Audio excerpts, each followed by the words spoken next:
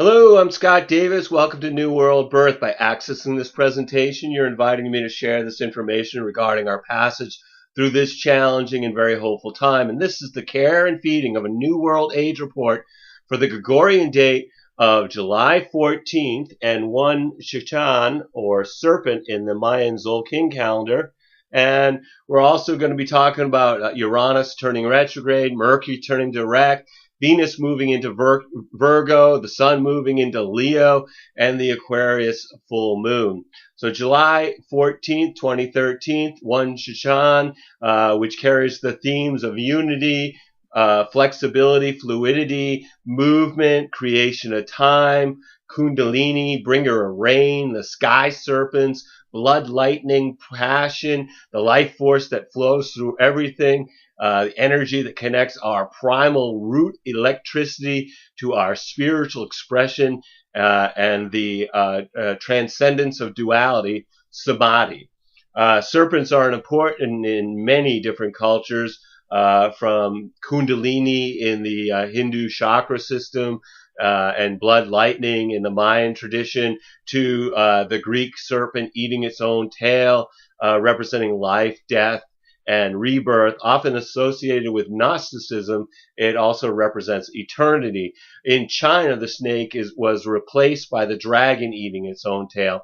In Aboriginal Australia, the rainbow serpent is the guardian of life, fertility, water, and other precious resources. And of course, the Mayan god Quetzalcoatl is the feathered or plumed serpent, the god of wind, the giver of breath, also the creator deity.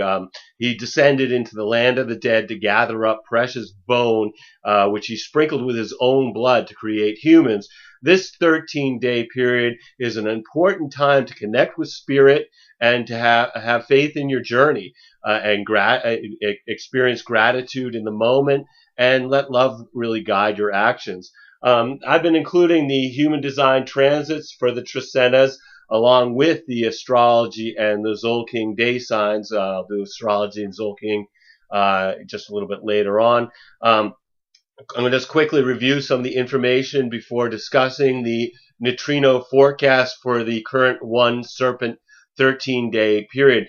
First, we're going to start out by looking at the position of the Sun and Mercury and all the planets and the Moon and the nodes, as they relate to the astrological wheel. And then further out, we actually have the human design. Actually, the numbers in the human design are from the Chinese I Ching. And so when we're looking at this information, what we're looking at is, I think this is going to be interesting, because one of the things right now is a blow up of it. Here we have the Sun, and this bar right here represents Cancer, and the Sun is in the 62nd hexagram, and this stack of lines all the way on the outside. That would be how the 62 is written in the I Ching as a hexagram. And we just before this Tricena, Mars moved into Cancer, and we can see this right here. We have Mars in Cancer in the 15. We have Jupiter right next to it, also in Cancer in the 52. We have Mercury a little further on in the 53, also in Cancer. So you can actually see the alignment of the planets in the astrological sign, but also the related I Ching hexagrams. Over here, we see Venus in Leo in the 4th hexagram. All the way up here at the corner on the 14th, the Moon is in Virgo, and it's out here in the 6th hexagram at the midnight Eastern Daylight Time. So anyway, what's important is to recognize that these things map. So if you are interested in astrology, you kind of understand astrology, you can start to understand the connections. So what we're doing is, with human design, instead of looking at the planets and the Moon and the nodes and the Sun and related to the zodiological constellations or making angles with each other, we're going to look at them in relation to those hexagrams of the I Ching, which actually map to specific locations in the body graph.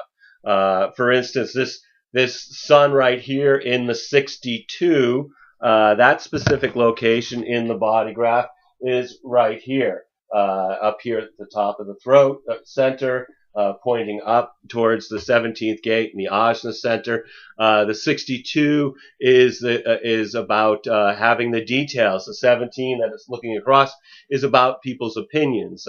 So this is a time when people are going to feel like they have the details to back up their opinions. The 62nd hexagram is mapped to this 62nd gate, which is an opening into an energy channel, and the energy channels are called channels. And this channel here that the 62 is in is called the channel of acceptance.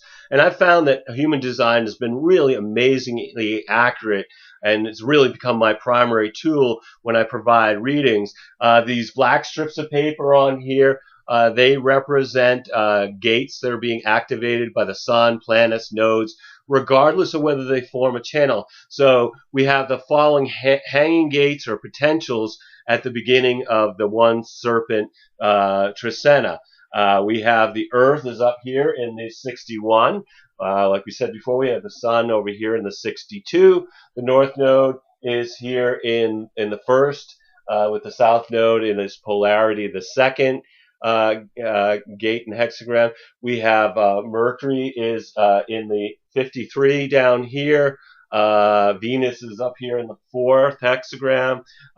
Jupiter is in the 52, located also down here in the root center.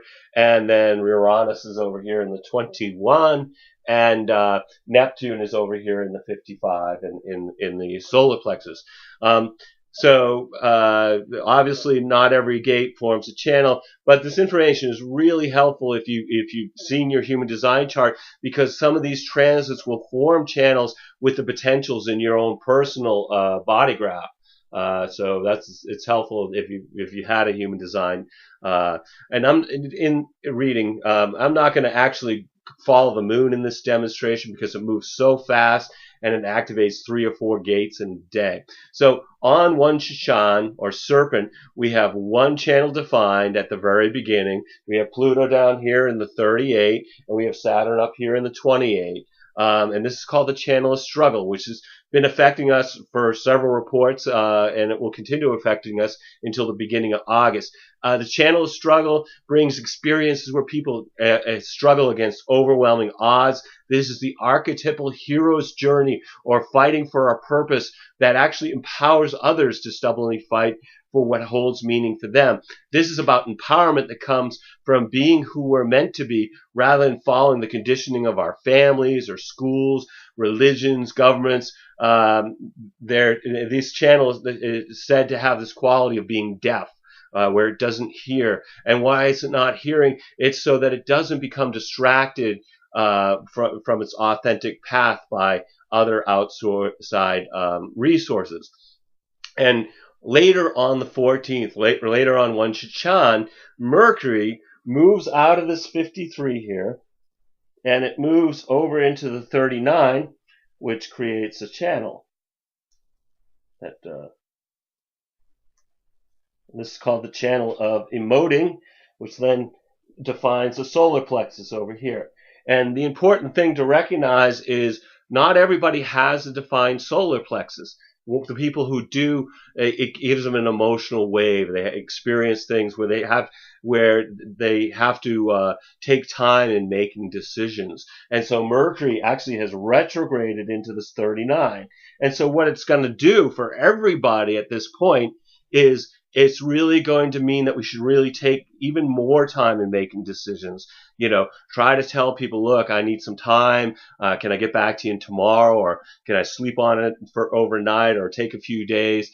And the more time you make in any decision under this influence of the channel of emoting, the stronger that decision is going to be. And this channel is going to be defined because Mercury's retrograde, remember. So it retrograded from the 53 into the 39 on the 14th. It's going to then retrograde out of the 39 move direct during this report period out of the 39 and into the 53 on the very last day of the report period. So from the 13th to the 26th, Mercury will be, spending almost every day. There's a few hours before and a few hours after where it's not in the 39, but it's creating this channel. Channel of emoting. This is a time period where people feel pressure in the form of an emotional wave. It's best to deal with this level of sensitivity. It's really to appreciate the lows as well as the highs, recognizing that it's all part of being a human being, and it's temporary. So for those of you who don't have this channel in your birth chart, this can bring lessons that yield wisdom as long as you stay present with it, moving from hope to despair and back to hope as a cycle of this wave. So we can tap into a greater creativity by fueling our melancholy or that blue feeling that we have, and putting that into some sort of artistic expression that brings this also channel during this whole trecent of One Chicchan it's going to bring more romantic and acoustic sensitivity. So listening to music or talking with a loved one is also really favored during this time period. And then we've got Venus on the 17th is going to move out of this fourth gate up here, the fourth hexagram, and it's moving down into the 29. So we need which is right down here in the sacral center. And the 29 is the gate of saying yes. So Venus going into it, Venus is about socializing, love, and things like that. Now this is going to be a time period where people feel the urge to say yes, sometimes when they mean no. So that's something to watch out for. And then on the 18th, the sun leaves the 61. And so attached to that, the earth leaves the 62. And the sun is going to move into the 50 into the 56 right here at the throat center. It's about telling stories, and the earth is going to move down into the 60th gate of mutation, coming out of the root center. So that's going to kind of change that energetic. The 19th, Mars moves out of the 15, and it is going to move down into the 52, which is having a level of concentration, and it's meeting Jupiter there. And then on the 22nd, Venus leaves the 29, and it moves over here to the 59.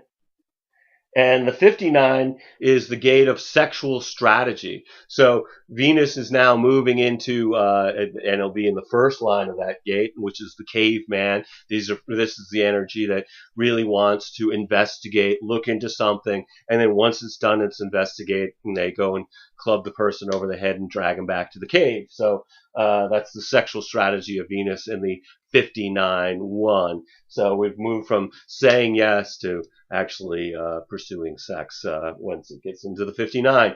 All right, and then on the 24th, the sun leaves the 56 up here, and it's going to move into the 31 over here.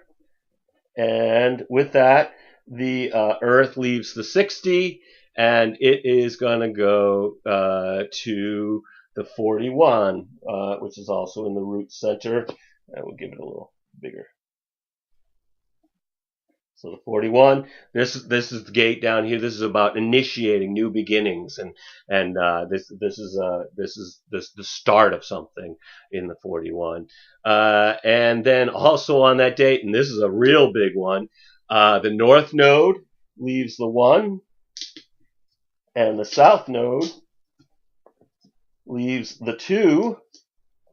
And this tape can leave, and the north node is now moving over into the 44 here at the splenic center, and the south node is going to move over to the 24 up in the Ajna center up there. Yep. All right. And that's going to be, they're going to be there for a very long time because the nodes move really, really slowly. And then on the last day of the Trecena, as I said, we're going to have Mercury is now on the 26th, is moving direct again. So it then leaves the 39, which then removes the definition of the solar plexus in the transit report, and it is going to return to the 53. So it goes back to where it was at the very beginning of the One Chicchan Trecena. So we're going to switch gears here. Before I get into the daily energy of the One Chicchan Trecena, first I'd like to look at the fact that Mars just moved into Cancer. So Mars is right here. It just got into the sign of Cancer the day before the one Serpent Tzolkin, joining the Sun, Mercury, Jupiter, all in the sign of the Nurturer. And so when we look back here, back on the Human Design, we can see here we've got Mars, Jupiter, Mercury, and the Sun, all right here in Cancer at different degrees. Mars being at the lower degree, and the Sun being at the highest degree. And of course, we've got Venus over here in Leo in the fourth gate. And so when we look at this chart, we can actually see that from our perspective here on Earth, we've got Mercury and Jupiter. From our perspective here on Earth, we've got Mars at the earliest degree, and then Jupiter, and then Mercury, and then the Sun, all in Cancer here, and then we can also see the Venus in Leo. So I'm trying to link these two systems together so that it'll perhaps bring more clarity. So anyway, Cancer is the nurturer. This is going to be a real focus on home and family, but it's also about using our feelings to determine if our outer world is in alignment with our inner world. It also brings a big emphasis on the element of water, with all those 4 planets in water. And then we have this other stellar, and that's called a stellium or group of planets. Along with, we also have Neptune in Pisces, which is a water sign. We've got Saturn in Scorpio, another water sign. And Chiron is also in Pisces. So this is a real intense amount of energy focusing on feeling, intuition, and the flow are themes of a watery alignment. And it's going to be continuing to affect us, throughout the year through Jupiter's optimism, because it will be spend a year in Cancer, and Saturn is there, which will be there for quite a while. So Saturn brings discipline, and Neptune is going to be about spiritual connection. And then later we're going to be seeing Chiron as its retrograde merge with these 3 planets that are creating what we call this grand trine. So basically, as all these planets move through Cancer, they keep forming this grand trine with Neptune and Saturn. So it's always been interesting to me, like I'm looking at how these are playing out. And Jupiter will be in the grand trine with Saturn and Neptune on the 17th, and then Mars will be filling in that sweet spot on the 20th. So Neptune and Saturn, the way they kind of work together is Saturn is about working and making things happen and having a plan and thinking about your plan and working your plan and what are you going to do, how are you going to do it. And then Neptune just wants to flow and be groovy and be creative and spiritual. So how do you merge these energies? Well, you work on being creative. You practice something that brings you spiritual connection. That's what we've been talking about up to now.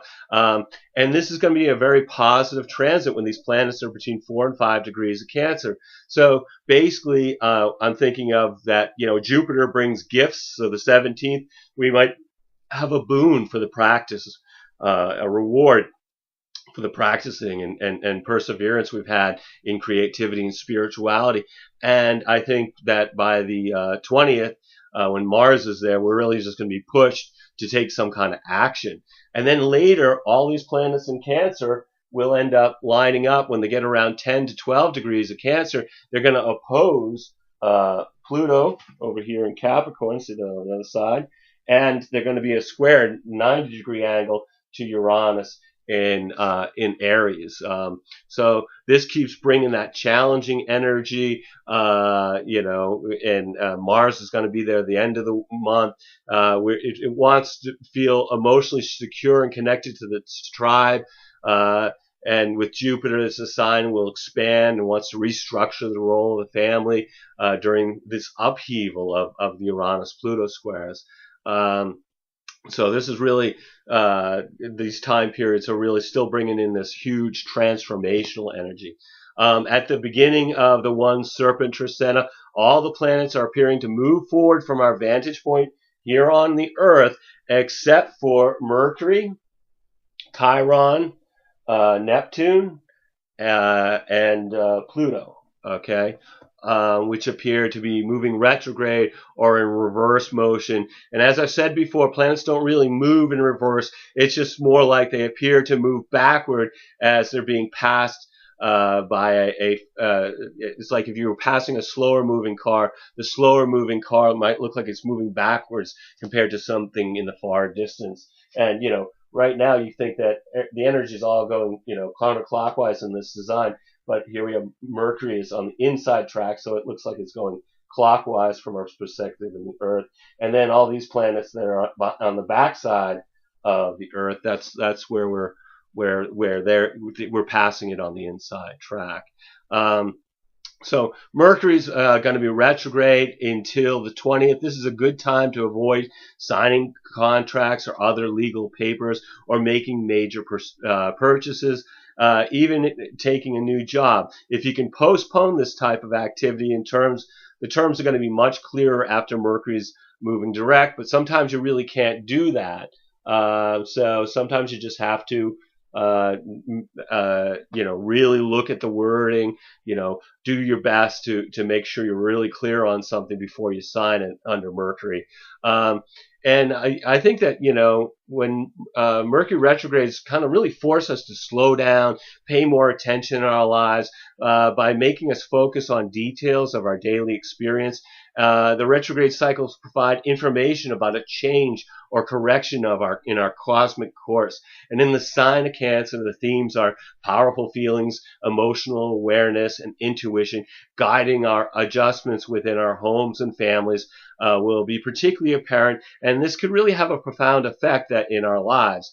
During the Serpent 13-day period, Mercury is slowing down as it stops to turn retrograde at 13 degrees of Cancer on the 20th. And when a planet slows down to a stop from our perspective here on Earth, the planet's considered to be at the peak of its power. So even folks who don't really follow astrology, they're usually aware that Mercury retrograde affects our communications and technology or travel.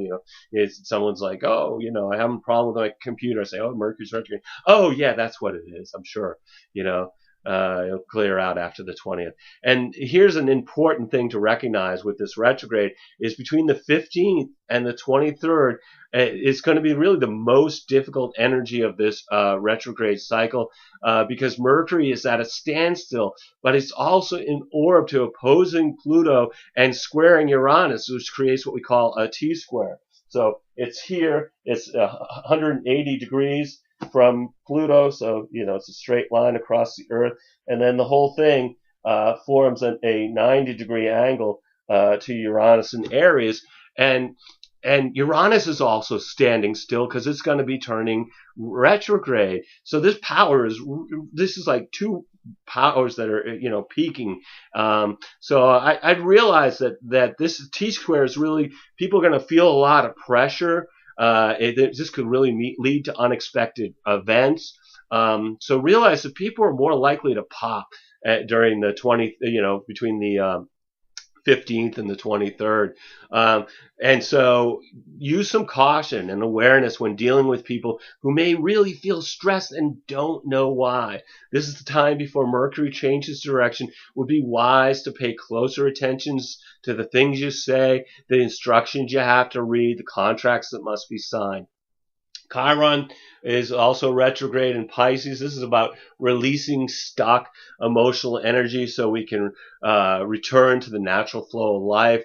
Retrograde Chiron has us reviewing our wounds so that they can be released by having the courage to open our hearts and to any fear or pain associated with the past. And when Chiron's in Pisces, people are willing to sacrifice their individual pain in hopes of finding bliss in universal consciousness. At worst, this can manifest as folks justifying their victimhood as some form of martyrdom. This should be about transcendence and surrender without losing ourselves in the experience. The retrograde aspects brings a longing for lost loves and the memory of our losses, and it encouraging us to return to look at our core wounds and brings them to the surface so they can be healed. And then we've got retrograde Neptune in Pisces also. This is about seeking transcendence through spiritual experiences. This will be a time to use spiritual practices to help keep us grounded as we expand our intuition and consciousness. This is really important energy to work on as we're in the middle of these 4 years of unexpected rebellion of the individual, Uranus and Aries, challenging the decaying power structure, Pluto and Capricorn. I've talked about this being very difficult because we got upheaval, destruction, death, unexpected change, natural disasters, violence, and war. So use the Neptune Piscean retrograde energy to find some peace by connecting to spirit during this tumultuous time that we're in. Neptune pushes us to transcend the physical world and to connect with our higher purpose and spiritual transformation, but it also can encourage escapism through some way of seeking to be unconscious. There'll be other people who are seeking to awaken. And then we got Pluto retrograde over here, which is death and completion. It's in the sign of Capricorn, breakdown of structures to bring about transformation. But the really big change of the one Serpent Tzolkin and the energetic that is really going to require Chicchan's flexibility is Uranus in Aries is slowing to a stop as it prepares to turn retrograde at 12 degrees of Aries on July 17th. So this Tzolkin has the sky serpents and the sky god coming together and meeting, and this Uranus energy is at the peak of the power the entire time of the Tzolkin of the sky serpents. And when a planet is stopped at the peak of its power, Uranus is seeking to shake our very foundation through unexpected rebellion of the individual. And this can shock us to awaken and force us to embrace a new way of living through reversals and unexpected events. It's best to embrace the changes when they occur because they're removing obstacles to our new direction. Obviously, this can be a very difficult time of upheaval, unexpected change, natural disasters. And stationed Uranus will have people wanting to hurry the process of getting free, to push the river of revolution, whether it be personal or with the governments or corporations. This impulse may not be in the best interest of those acting on it, because with Pluto in Capricorn, these changes and their consequences may be long-lasting and very difficult to reverse. I think this is really a time of detaching energy, Uranus, to act as an unobstructed individual, Aries. And when I think about the first day that Uranus changed signs, moving from Pisces into Aries, that was March 11, 2011, and you can go back, you can even see the report from that time period. And I always remember that date because that was the day of the Japanese earthquake and tsunami, which crippled the Fukushima nuclear power plant, which is still unstable and spewing radiation to this day. And of course, Uranus rules uranium. Uranus in astrology forces us outside of our comfort zone so we can look for possibilities outside the box. This is about unplanned experiences that disrupt our perceived or planned path in life in order to move us forward in our spiritual evolution, individually and globally. I think like Edward Snowden and Julian Assange represent people who are having these Uranus and Aries experiences in the public eye. And this quote from Gandhi also really describes the energy when he said, if we could change ourselves, the tendency of the world would also change. As a man changes his own nature, so does the attitude of the world change towards him. We need not wait to see what others do. And it's interesting to me that Gandhi led the Indians in protesting the national salt tax with the Dandi salt march in 1930 when Uranus was in Aries. And Gandhi certainly showed the impact of one individual can have on the rest of the world. And that is what Uranus and Aries is all about. Uranus spends approximately 7 years in a sign and is leaving Aries for Taurus in 2018, and then it retrogrades back into Aries and finally departs for almost 80 years in March of 2019. These are 7-year cycles, are about testing us to adapt to a new change. And we are currently experiencing the Aries test. And being an outer planet, Uranus creates events that we respond to. The inner planets affect us personally as individuals, but the outer planets change the landscape, which affects us as a collective and as individuals within humanity. Which reminds me of this Krishnamurti quote, "The only hope for humankind is the transformation of the individual." Uranus creates challenges according to the sign it's in, and we may feel that we're getting lessons in a theme over and over and over again. But Uranus is also the modern ruling planet of Aquarius, which means that fairness, which Aquarius is about, is one of the topics. And often these events seem to be unfairly sent against us. And I know I feel this with the governments and corporations conspiring to poison us with GMO food and starve us through austerity measures, oil and tar sand spills, fracking, chemtrails, geoengineering, and then these man-made massive weather events, while the global elite are eating organic food and building underground bunkers and hoarding seas in Arctic vaults. Which brings me to the theme of Aries, the self, the individual, the new beginning. This time particularly impacts people with personal planets, those inner planets in the signs of Cancer, Libra, Capricorn, and of course Aries. These planets become doorways to something unexpected and yet authentic. And if you're not clear about this reading would really help you get this dialed in to know how this is affecting you on a personal level. This all sets the stage because we're experiencing these epic 7 challenging squares between Pluto and Capricorn that we've been discussing since last year. And so the themes are that we've got individuals revolting, that's Aries, Uranus, against the decaying power structures, which is Pluto and Capricorn, which we're seeing in almost every corner of the earth as individuals and groups are protesting oppression from the global elite, whether it's Egypt or Brazil or hopefully it's going to be happening more here in the United States. I think it is when I look at the solar return chart that we talked about in the last report period. But, a lot of this really seems like it's an uphill fight. And so it's interesting that the last time there were these Uranus-Pluto squares was between 1932 and 1934. And Uranus was in Aries, just as it is now. And I've talked about it before. Mercury retrograde cycles repeat every 79 years. And so we're also in the Mercury retrograde cycle. 1934 is one of the cycles we're currently repeating in 2013, which brings forward these similar aspects that are being played out in the event field. So 1934, this was a time of great upheaval, such as the events like the Dust Bowl in the U.S., which was created by farming practices that people knew were stripping the soil, and then when the weather changed, it just destroyed the landscape.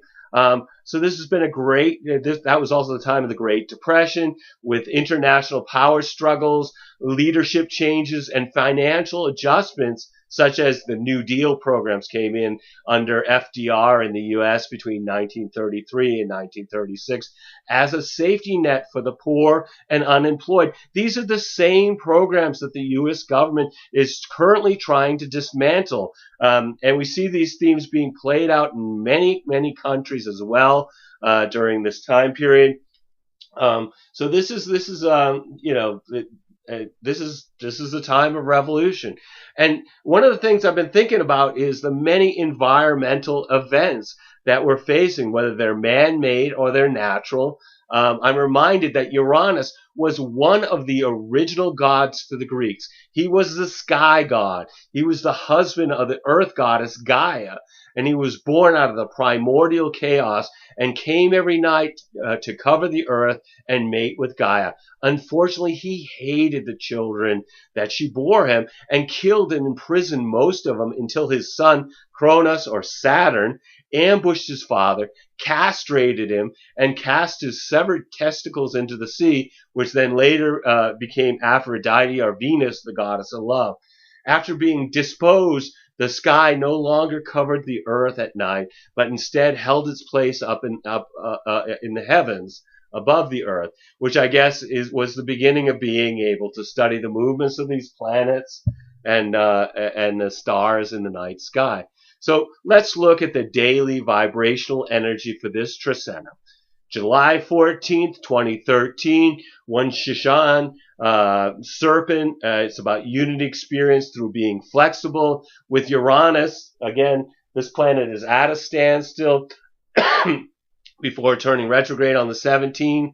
So you can expect that the winds of change to be building to gale force strength as a new information flies into our consciousness to become aware of changes that must be made to bring us more in alignment with our true selves.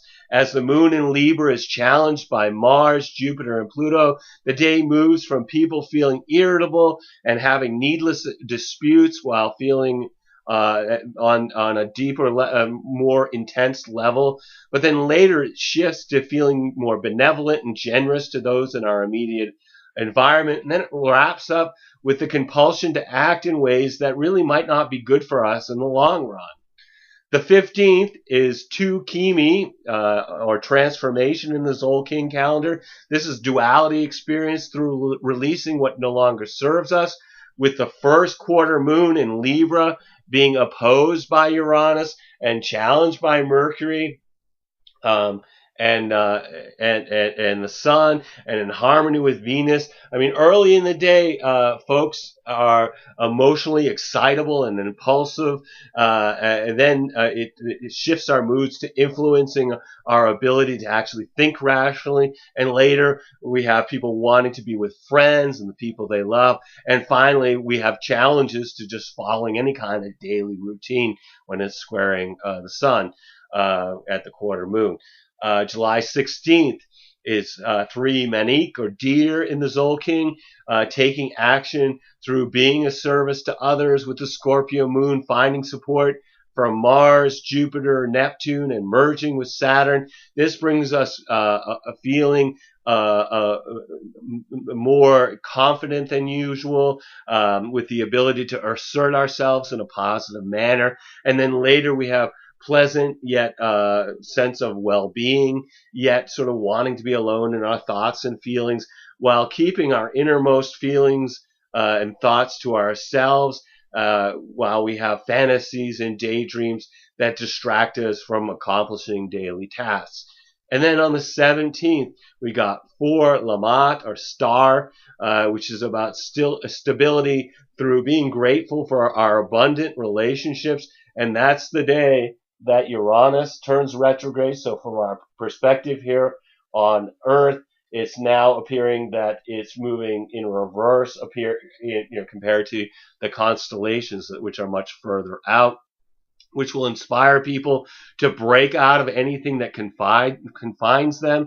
The winds of change, changing direction, will move the revolutionary energy into a more personal place until mid-December. Also on the 17th, we have Jupiter here in Cancer, and that's the point where it forms a trine to Saturn in Scorpio and Neptune in Pisces. So from our perspective here on the Earth, we can look at this line, and the Earth, this is three 120-degree angles, so it forms this equilateral triangle um, for the points where they are. It looks like an equilateral triangle from our perspective here on Earth. Which this is a beneficial gathering of these three powerhouses. This is the fourth, and in my opinion, this is the most powerful activation of the water grand trine. Jupiter's exalted in Cancer. It finds comfort and expands to meet the emotional needs of Cancer. Neptune's in its own sign. Saturn is in mutual reception with Pluto and Capricorn, meaning that they're in each other's sign. This is like miracle energy at the best, and it's still positive at the worst. You might want to look at where is 4 degrees and change almost 5 degrees of Cancer, Scorpio, and Pisces fall in your astrological chart to determine how this might influence you. For me, I've got Jupiter as in my first house, which is the house of the self. I've got Saturn in the 5th house, house of creativity and children. And then I've got Neptune is up in my 10th house, which is, career and sort of my face out in the world. So I might experience an expression of myself, an expansion of myself, sense of self, through working creatively or spiritually, which could bring otherworldly insights into my career and or into my status in the world. And I think for those who have been following my advice regarding this Saturn trine Neptune as a time to work with Saturn on creativity Neptune, or to engage in spiritual Neptune practices Saturn, with Jupiter in the mix, this is going to be a time where those experiences yield their payoff. With so much water and Uranus at the peak of its power, this may be a time period where people are having difficulty keeping their feelings and emotions to themselves. The period of this grand trine with the planets in Cancer connecting with Saturn and Neptune, it may feel like an oasis in this expansive desert of the Uranus-Pluto squares. So drink deeply at this time. Enjoy the gifts. Prepare your camel for a long journey ahead. Jupiter brings gifts, and then on the 20th, Mars is going to bring the action. This is great for retreat or a vacation, anything that's going to renew our bodies and minds and inspiration. Also on the 17th, the moon is in Scorpio. It's harmonizing with Pluto, finds support from Mercury. The day moves from deep emotions finding their way to the surface and being felt on a profound level, and then later being more in touch with our feelings and able to share them with others. July 18th is 5 Maluk, our offering in the Tzolkin calendar. This is about empowerment through appreciating all creation, with the moon being challenged by Venus and Neptune and supported by the sun. The day moves from pleasant energy for being with others that we want to know better, to having a sense of harmony within ourselves, and it supports any type of group activity and relationships with the opposite sex. Finally, it brings our dreams into the day's vibrations. And then on the 19th, this is 6 Ak, or dog, which is about being in the flow through being with family and friends, as Saturn officially trines Neptune here. So from our perspective here on the Earth, this is an exact 120-degree angle, which can bring a new understanding of how we connect heaven and earth through these two diverse energetics. Saturn grounds Neptune's spiritual flow. Neptune lifts Saturn up out of the trenches. Together, I think we're going to feel supported in having our feet on the ground while our heads are in the stars.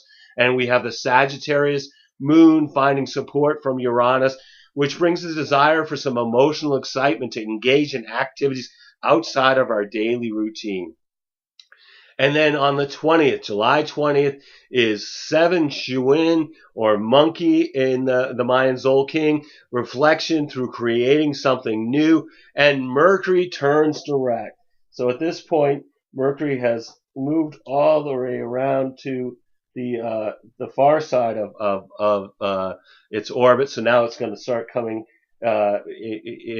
moving in the counterclockwise pattern. It's actually just sitting still at that moment. It's at 13 degrees Cancer. It's heralding a time to implement a revision to our previous course that we became aware of from the information experience that we had during the retrograde cycle. But again, it's going to take a few days to gain momentum. So after the next few days, we'll feel an invisible attraction to begin our new journey.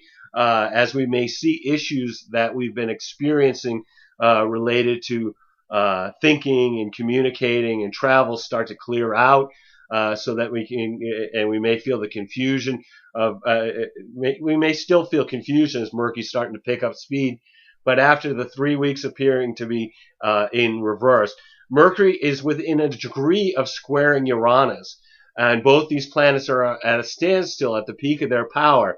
So these are planet octaves. Mercury's higher octave is Uranus. So Mercury is about, it's about, how we think as individuals, how we communicate. Uranus is about, higher thinking, higher communication, the internet, things like that. Just things that are rapid communication. So this is going to really actually bring an increased possibility for conflicts and disruption. Mercury's getting oriented to its new map of course correction in our lives. And then Uranus just throws in some unexpected last minute alterations. And then we have all that energy that wants to implement it as Mars now is filling in the sweet spot here. It's moved along enough. Let's see, Jupiter's probably more like here. Mars is now in line, so it's filling in this grand trine from our perspective here on Earth with the Neptune and the Saturn. So Mars trining Neptune and Saturn. This is the fifth and final activation of the potential of this positive grand trine in water. Mars is being supported by Neptune. It's best used in activities to help others rather than yourself. This is an energy for spiritual pursuits, where we have the drive to learn how to relate to all other people and to the universe. And then with Saturn's support of Mars, this finds patience and the willingness to do difficult and precision work. This is really a rare time when Mars's usual erratic, impulsive energy can be focused and concentrated on a task that demands constant attention, even if the job is not rewarding or glamorous. The 3 planets and water signs open a doorway for emotional evolution. Jupiter brought us a gift on the 17th today, as Mars is bringing the action on the 20th. Also on the 20th, the moon is finding support from Venus. It's in harmony with Neptune and Saturn, and opposed by Mars and Jupiter, which brings an emotionally shifting day, beginning with enjoying pleasant feelings, along with enjoying social interactions. And then later it can promote changes in career or business directions, along with realistic expectations through being calm and reflective, and a greater sensitivity to others' emotions, while people may be more excitable or irritable, which can cause problems in our personal lives. And then there's also this energy for generosity. So you really can choose to amplify any of these qualities while recognizing others may be making choices either consciously or unconsciously. The 21st is 8 ebb or road, balance through serving your community, with the Capricorn moon merging with Pluto, challenged by Uranus, opposed by Mercury. Early in the day, we have intense moods rising to the surface from deep in our psyches. And then later, folks could be acting hasty and jumping to conclusions that might not be correct, while feeling a conflict between our moods and reason. July 22nd is 9 Ben or Reed or Corn. It's about patience experienced through maintaining the home, with Venus moving into Virgo. So Venus actually moves all the way around the corner here and crosses the line into Virgo. Which brings a level of caution to romance and socializing. This is a time where people want to feel special in the eye of their partner, and for some reason, this placement usually tends to promote scandal. This can also bring a love for the world at large, rather than just one person. And on that, we also have the Sun moving into Leo. So, from our perspective here on Earth, you can imagine this end of the handle is where the Earth is, and we've gone far enough so now the line goes right up to pointing from our perspective that the Sun is now in Leo, which is a place of its rulership. So for the next month, we can expect more drama and creative energy. People will seem more witty, vivacious, chatty. So expect life to turn a little more entertaining as the sun shines on the king of the jungle. And then, within hours of the sun moving into Leo, the moon crosses into Aquarius, and so we have the full moon at 0 degrees 6 minutes of Aquarius. You couldn't be, that's right on the line. 0 degrees 6 minutes Aquarius, which forms a square to Saturn. This is about finding balance between our social consciousness, the moon in Aquarius, and being happy, creative, and having fun, the sun in Leo, with some feeling lonely and isolated, the square to Saturn. I think it's another point in the month where we're going to feel grounded, and then at the last minute, it's going to take a dramatic, unexpected turn. We're floating along, content in this Cancerian energy, and then all of a sudden, boom, within hours of the sun moving into fiery Leo, it immediately activates the full moon in the sign of the water bearer. And Aquarius is about rational thinking. It doesn't care about understanding the emotions of Cancer. And the Leo sun wants to be dramatically expressed, and this is going to be feeling tension with this personal path to reason of the Aquarius moon. This full moon is highly energized as Mars now conjuncts Jupiter. So from our perspective here on the Earth, these form a straight line. They all have the same exact degree of Cancer, which assertively opens doors associated with expanding emotional connections, particularly related to the home and the family. This is very good energy, both physically and psychologically. It's very optimistic and expansive. The only caution I can see with this transit is to avoid being arrogant, domineering, or being excessive. Those are kind of the negative aspects of this day. Mostly it's very, very positive, and it promotes future growth. And then the 23rd is 10 Ish or Jaguar, manifestation through enjoying nature, with the moon in Aquarius stimulated by Uranus, which brings pleasant yet restless feelings, craving emotional excitement to do something that's outside of our daily routine. And then July 24th, 11 Men or Eagle in the Mayan Tzolkin calendar, which is about resolution through seeing from a higher perspective. The Pisces moon is opposed by Venus, merges with Neptune, and finds support from Saturn, which moves from pleasant energy for enjoying sensual experiences of rich food or drink or whatever. But the caution really here is against overindulgence. And then later on, we have feelings of empathy for those around us, including the possibility of clairvoyance or telepathic experiences for those of us who are sensitive by nature. And then later is more like sober, realistic view of life. The 25th is 12 Keeb or wisdom, which is about understanding through introspection, meditation, and forgiveness, with the moon in Pisces finding support from Jupiter, Mars, and Mercury, and harmonizing with Pluto. The day's emotional energy begins with people having a pleasant sense of well-being, and then the energy is there for asserting ourselves in a positive manner or standing our ground if necessary, and then later experiencing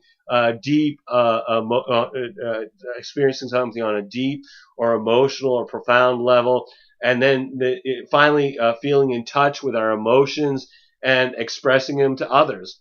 July 26th is 13 Kaban, or Earth, movement to the next stage through gratitude for Mother Earth, which brings Venus in opposition to Neptune. So basically, we have Venus over here in Virgo, and it would form a line here from our perspective on Earth that it's a 180-degree angle between Venus and Neptune, and it's also forming a 60-degree angle with Saturn in Scorpio, which is kind of a real mixed bag with many possibilities. Some of them are negative, some of them are positive. Venus in tension with Neptune can be really unrealistic with regards to love, which can lead to disappointment. These are planet octaves as well, Venus and Neptune, which we may find tension between our personal love and our experience of unconditional universal love. This can also bring the danger of being deceived in relationships. And then with Saturn harmonizing with Venus, we feel the obligations of our relationships. There's a sense of duty of being in service to our loved ones. This is a day to be clear about our relationships based on concrete reality rather than wishful thinking. Remember, they're not perfect and you're not perfect either. So just, move forward with open eyes. And then we also got the moon in Virgo making no angles, which is a good use of a planet when the moon makes no angles in a day. Resting to assimilate all this latest round of energy and experiences. Just let it settle. So anyway, no matter what these energies that are affecting you during the one Serpent Tzolkin, take some time out to be in the flow of the planet by being in nature and watching a sunrise or a sunset or communing with the stars or being conscious of the moment through introspection or meditation or being truly present with somebody you love. Every day we have is a blessing, no matter what the dramas are that are beckoning to distract us. We're all here just giving the performance of our lifetime on the world stage, but take some time out to recognize that you are able to observe the play as well as act your part. You're an actor on the screen or on the stage, but you're also somebody in the audience watching the experience because you're a spiritual being that's having a human experience, and the spiritual being can be the observer of the experience. Thank you for checking out New World Birth. The next segment, A Care and Feeding of a New World Age, will be on July 27th for One Chicchan or Flint. Also, we're going to have the Leo new moon, Mercury moving into Leo. So you can check us out on Facebook or YouTube or the Mind Magic's website. And I encourage you to share this information as videos or text as widely as you choose. As always, I invite you to contact me at newworldbirth@yahoo.com if you have any questions or you wish to schedule a reading. And I am providing readings and wish to make this service available to the greatest amount of folks. And this is how we keep New World Birth going. So please, if you want to get a reading, I really encourage it. The three options have three different levels of compensation. At the basic level, we're going to look at your human design chart to help you understand how to use your individual strategy and authority in making life decisions based on your unique design. I include 3 months of astrological transits as they relate to your natal and progressed astrology chart. Often I add a lot more than that. along with the Human Design reading at the middle level. At the top level, the Human Design and Astrology Transit reading is recorded and sent to you on an MP3 file that can be downloaded to your computer. So if you've been thinking about getting a reading, please contact me. I'd love to provide you a reading during these uncertain times. You're going to need to either be able to call me in Maine in the USA, or we can connect on Skype to receive your reading. I'm also accepting donations. This is all about making sure that we can keep this service going. On Facebook, it's pretty simple. To make a donation, you just go to the About on the New World Birth Facebook page and click on the website link under Contact, and you'll be directly taken to the link for making a donation to the New World Birth PayPal account. Otherwise, you can find it on PayPal under the New World Birth at yahoo.com email address. As always, I'm blessed that you've taken the time to connect with my passion for these ancient mysteries and their application to our journey during this incarnation. The light in me honors the light in you. Namaste and Lakesh, and enjoy the wild ride. Peace.